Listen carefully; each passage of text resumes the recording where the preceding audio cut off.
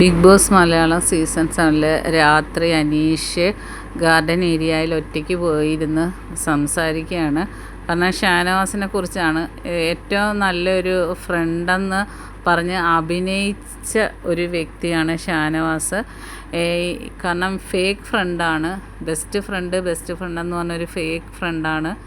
കാരണം ഇങ്ങനെ ഒരാളെ ജീവിതത്തിൽ എന്താണ് ബിഗ് ബോസ് എനിക്ക് അത് തെളിയിച്ചു തന്ന്. കാരണം ഒരു ഫേക്ക് ഫ്രണ്ടിൻ്റെ സ്വഭാവം ഗെയിമിന് വേണ്ടി ഒരു ഫ്രണ്ട്ഷിപ്പായിട്ട് വന്നിട്ട് അഭിനയിക്കുന്ന ഒരു മനുഷ്യനാണ്.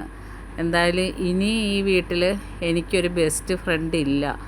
മറ്റെല്ലാവരും എങ്ങനെയാണോ അതുപോലെ തന്നെയാണ് ഷാനവാസ്. കാരണം ഞാൻ ഒരുപാട് വിശ്വസിച്ചിട്ട് എന്നെ ചതിച്ച ഒരാളാണ് ഷാനവാസ്. കാരണം ടാസ്കിൽ അനീഷിനെ ഉൾപ്പെടുത്താതെ ബാക്കി എല്ലാവരെയും ഷാനവാസ് ഉൾപ്പെടുത്തി.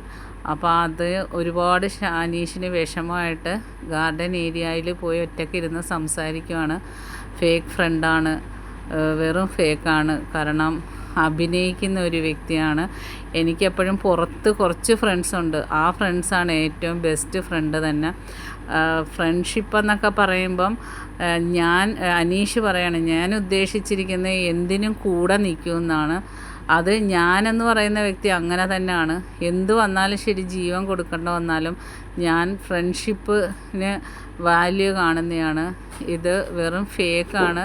കാരണം കൂടെ നിൽക്കുമെന്ന് പറഞ്ഞിട്ട് ചതിക്കുന്ന ഒരു ആണ് ഷാനവാസ് എന്ന ഫ്രണ്ട്ഷിപ്പ്. ബിഗ് ബോസ് എനിക്ക് തെളിയിച്ചു തന്ന് ഇവിടെ. കാരണം ഇവിടെ ആരും ഫ്രണ്ട്ഷിപ്പിന് വില കൽപ്പിക്കാത്തതാണ്. എല്ലാവരും അവരുടെ ഗെയിമിന് വേണ്ടി ഫ്രണ്ട്ഷിപ്പ് പിടിക്കുന്നതാണ്.